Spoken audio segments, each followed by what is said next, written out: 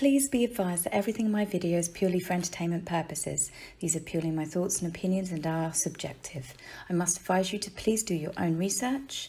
All media users found on the public domain and of fair use and fair dealings. Hi everyone, this is an embarrassing start off to this video. Normally I've got amazing excuses for absences, but no, literally fell out of bed, hit my head. Yes, my husband and I, you can still see a little bit of bruise in there. I don't know why I've got the bruise in there, because it's actually that side of my head I banged, but it was all to do with swelling and stuff. But yeah, basically we swapped sides of the bed. We'd fallen asleep watching a film. No, there's nothing else going on. Put your dirty minds to rest.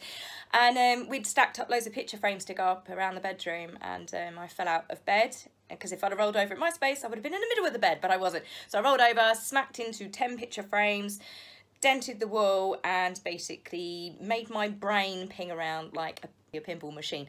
So we went to hospital.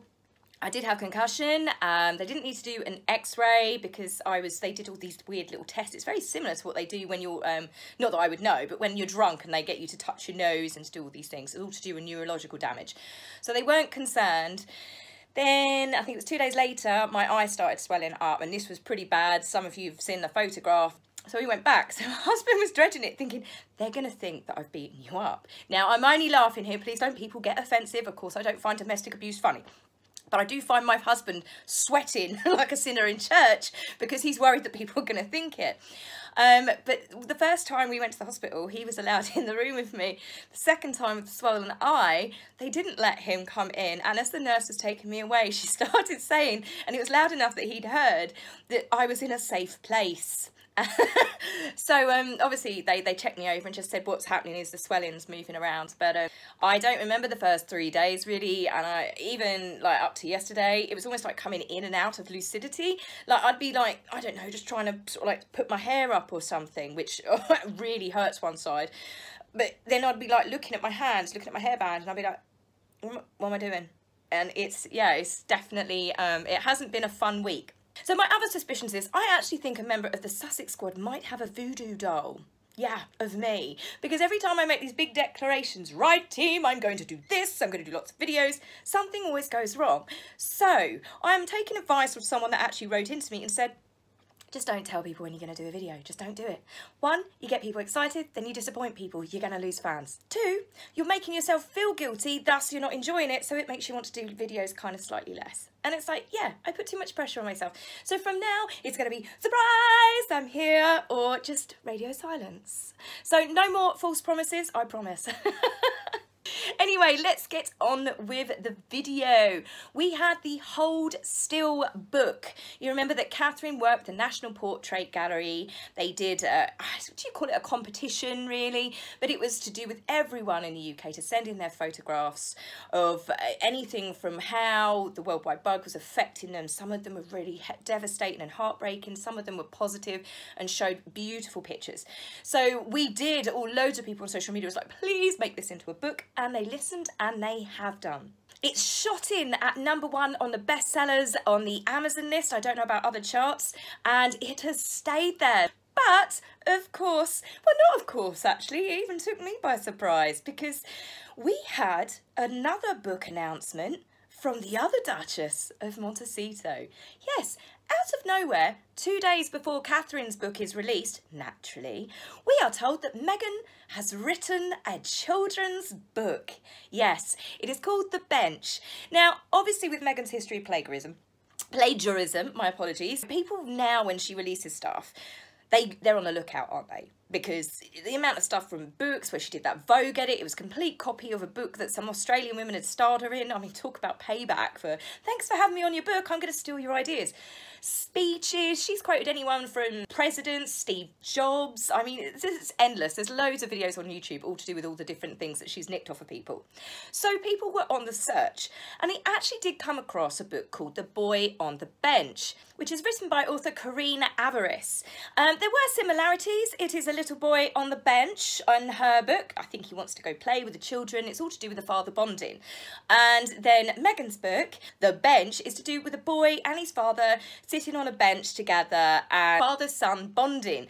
Now, I'll get on to the irony of Meghan talking about parental bonding with their children next, but Corinne Alvarez has actually spoken up and said she can't see any similarities with the book yet. Obviously, she hasn't got a copy and hasn't read it, but she has actually distanced herself from it.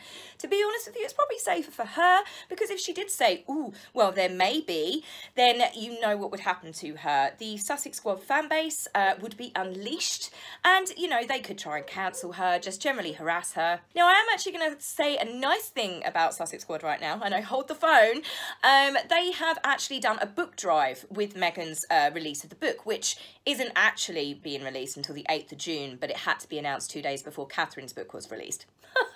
Who'd have thought it? But they are actually mass buying the books. One, to obviously get their cult leaders' sales up, but two, they're actually doing a donation drive to give them to libraries and to hospitals and stuff. And it seems that it's actually more of a charitable, kind gesture, what they do, than what the people that they actually follow do. Catherine's and the National Portraits book is being split. The net profits are going to be split 50-50. Some of the money is going into the National Portrait Gallery and the other half is going into the charity Mind. That's the mental health charity that Catherine, William, and once upon a time, Harry once worked on. Meghan's book, only 1% of the net profits are actually going to be donated. And it's not by Meghan's kind gesture, but it's the children's charity Indigo for the love of reading, which obviously encourage children to read books. So it makes you think, well, gee, you know, there's that really charitable kind heart. Now, not being biased or anything, but Catherine's book is in at number 1. Can you guess? Well, actually, when I first started writing notes for this video, Meghan's book came in at number 49. But by the time I just wanted to just double check I had my figures right, and it actually came around to me filming this video, it had actually gone down to number 63. So it's obviously on the decline and it hasn't even been published yet, not coming out until the 8th of June. Now, the other thing that makes me kind of smirk in a really bitchy way is it's already been slashed. It came out at £12.99. I think the conversion is like $21 roughly off the top of my head, and it has since been slashed by 25%. And well, as I said, it's not even close to June yet, so it kind of makes me smile a little bit. It's a bit like Finding Freedom. You can now find that in all of the basement bargain bins, 99p with 50% off. But you've got to give credit to Meghan. And I am saying this, she has got determination, hasn't she? She's running for president one minute, which we all know is going to happen. She's going into politics. But everything she's done, she wants to be a duchess, she wants to be part of the royal family, she's done that. She wanted to be an actress, she finally got around to doing that. And there's all these different things. It does seem that what Meghan puts her mind to, she does actually achieve. But it seems it's always on the merit of others and not herself. I personally have no problem that she's writing a children's book. You know, everyone wanted her to basically to earn her own money, to not be dependent on taxpayer-funded lifestyle. Whilst the taxpayer-funded lifestyle has afforded them the luxury that they have, they no longer are reportedly actually claiming any money off of, well, anyone's tax monies. This is what we've been led to believe. Charles has obviously cut off the handouts. Terrible father that, at 36 years old. I mean, gosh. How could he, especially after those multi-million-pound deals that they made? Terrible, Prince Charles. Terrible, terrible. They wanted to be independent. We wanted them to be independent. So now they're earning their own money. So you can't really slate her for doing a book. But it's the fact that she's used Meghan, the Duchess of Sussex, as, you know, it's almost as big as the title of the book.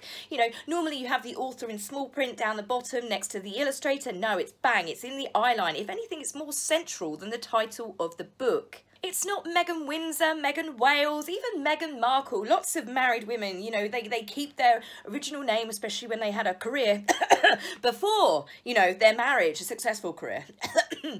Everyone knows she got that book deal and Spotify and a seat on Oprah and everything else purely because of the family that she married into. Not even her husband. It's not because of her husband's, you know, fame and his hard-earned skills and everything in life. No, no, no.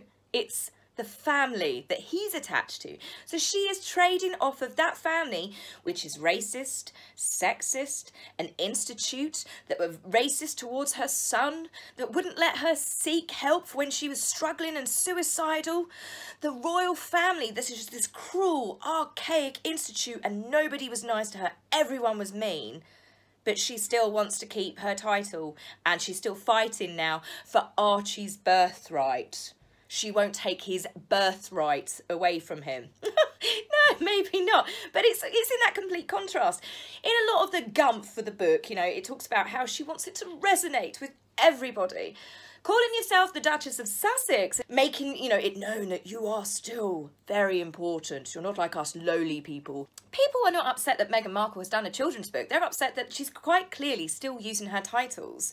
If she was that popular, why not stand on your own 2 feet? But obviously, do you think Meghan Markle, when she was on Suits, Meghan Markle that ran the Tig blog would be, you know, be given this book deal? Do you think that she, the very same actress on Suits, would have been given a seat on Oprah to talk about her life and her marriage and the future endeavours that she wishes to do, that would be able to open a charity or a foundation? It's not a charity. If she was just plain old Rachel Zane from Suits. No, she wouldn't. They are still using and trading off of the royal names, the royal present that they got off a country that they so despise and hate. That is what is irking people. On a more amusing side to the book, you've got, as I said, the irony. Meghan is talking about relationships, family relationships of a child growing up with their father. Yes, obviously she's not talking about a daughter and a father. She's putting the focus on Archie and Harry. Apparently the book was created, the whole 40 pages was created from a poem that she wrote 1 month after Archie was born. It's supposed to be all about a father's love for his son, but seen through the mother's eyes. Yes, we've got to make it, although it might be about Harry and Archie, we're going to bring it back to, but it's through Meghan's eyes. Meghan reminds us of the many ways that love can take shape and be expressed in a modern family. Are you kidding? Does she expect anyone to take that seriously after everything that's happened with her father, with Harry and Charles, with what they did to Prince Philip while he lay dying? You know, it's absolutely insane that she thinks that this book talking about family bonds of a child and, you know, their father growing up when her dad raised her, gave her every start out in life. Harry, how, as I said, I mean, he's completely trashed his family very recently, and people are going to listen to talking about compassion. Where is their compassion? Where is their kindness? It's a lot of meanness and a lot of unkindness. I put a post on Twitter which was quite popular, but it obviously it also made me very unpopular with the Sussex fan base, but I stand by it. Meghan writing a book on the bond of father and child is like a fox writing a book about keeping chickens safe. It's true. She is literally the worst person, isn't she, that you're going to want to read about, you know, oh, this is, you know, I'm watching how it grows and stuff like that. Oh, what about your dad? Can you imagine what he must feel like? She doesn't care, does she? She really doesn't care. As far as she's concerned in her head, she's written him out. He never existed. The book in itself, obviously I've not read all of it, but I've read a couple of pages, and it's just a cliche. It's one of these books, it's like these celebrity multi-millionaire mums have to do at some point. I mean, I'm not saying all of them are as bad or as boring, shall we say, as Meghan's book has the potential to be. But it's the tone. It's almost like, I don't know, it's almost like they see themselves on this higher level, like they were the first women to ever give birth, the first women to ever raise children, and here they are, you know, talking about the joys of motherhood from their perspective and stuff. And it's like, you've got a team of nannies, you've got team staff, you've got, you know, personal aides, you've got chefs, you've got personal trainers coming to your door every single day. Some of them have their food delivered, and they're talking about how they've done this, and people buy into it, don't they? It's all just kind of false advertising, because you know that's not what their life is really like. They've got help coming from every angle. So of course they've got the time to write these kind of, I don't know what you call it, just a vanity project of a book. It's about boosting their ego and getting themselves out there. It's nothing to do with their children or to trying to spread the love to your children. If you look at half of these celebrity books, Meghan's is no exception. Duck, Duck, Rabbit. They're not designed for children of that age. Meghan's rated her book from the age of 1 to 7. 40 pages, the bench is, and I'll read you to a couple of little bits from the book. This is your bench, where you'll witness great joy. From here you will rest, see the growth of our boy. This is your bench, where life begins. For you, our son, our baby, our kin. Our kin? Who talks like that? Our kin. I can tell you now, she's not going to be nominated for a Pulitzer Prize anytime soon, is she? I've got nieces and nephews. I have looked after my friends' children over the years. At 38 years old, I have been around enough babies and toddlers and children to know for a fact that this book is not going to be a book that is going to be timelessly treasured for generations. Because a kid between 1 and 7, they want something that makes them laugh, that's got a, you know, especially when they get older, they like the little cheeky jokes. They want something, you know, babies and stuff, they want something that makes noises, or it's interactive, or you put your hand in and can make puppets. They want colours. They want something that's going to keep their interest. There is a reason why sometimes when you babysit, whether it be family or friends, that you have that dreaded moment of when whoever you're babysitting comes over and says, again, oh, the same book. Yeah? You don't want to try this book? No. This book? No. Again, again, again. But it's been 9 times. Are you sure you don't want to? I'm going to need a glass of wine after this. Again, Auntie Taz. Again. I'm reciting the book as I go to sleep at night. These are the books that are going to be timeless classics. These are the books that are going to get passed down. The tatty ones that have been passed down from like your mum to your sister, because the kids love them. Duck, Duck, Rabbit and Meghan's book of poetry, I'm sorry, it's not. The kid's going to be like Archie was with Duck, Duck, Rabbit. Don't want. Whilst I will give praise, of course, to the wonderful illustrations, I don't know the name of the guy, but it's on the book, but, you know, they are beautifully done. I mean, he's obviously got skills and talents, and I'm totally not taking that away from him. My issue is the 40 pages, which is $12.99, $21, well, it was, it's now been slashed, for just like this odd little bad poetry. And that's what it is. It's a vanity project. It is another vanity project for Meghan to stroke her ego. This is just her way of getting a cheesy poem out there that she thinks is fantastic because she's fabulous. Her fans will lap it up and they'll obviously buy it, as will woke celebrity mummies. Just going to throw that in here. You know the type. They don't even have to be celebrities. These are these posh mummies that you sometimes come across, where they've got sort of an immaculate nursery where their children Parsnip and Cherry Blossom are only allowed in white clothes and slippers, and they don't play. They're not allowed to mess up their toys. That's where you'll see Duck, Duck, Rabbit on adult height display for when they have all of their other posh mummy friends come around. Oh yes, I've got the book that Oprah promoted. Yes, I've got Meghan Markle. Yes, of course, I've got that. That's what the people that are going to be buying it, as far as I'm concerned, because it's probably not going to be a young mum thinking, oh, my child would love this. No, they won't. But if you are one of the people out there that really wants to get a copy, just wait, because at the rate it's going, you might as well wait until it actually gets released, because it's probably going to end up even more cut down in price. And then you've got the fact that the Sussex Squad are buying lots of copies to donate to libraries, to children's hospitals, and I'm sure within no time, in a matter of weeks, you could probably go into your local charity shop and pick one up for 20p. So that's it for this video. I hope you've enjoyed. I'm back. No, I can't say that because someone's going to get the voodoo dolls out and stick pins in it. I'm not back. I'm not telling you when I'm coming back, and I'm not telling you when I'm doing another video. So that's it for me. Bye. If you like my video, please remember to like and subscribe. Please, angry typists, you will be blocked, so save your fingers the time. If you would like to buy me a coffee, please go to my About page and click the link. Love, Taz.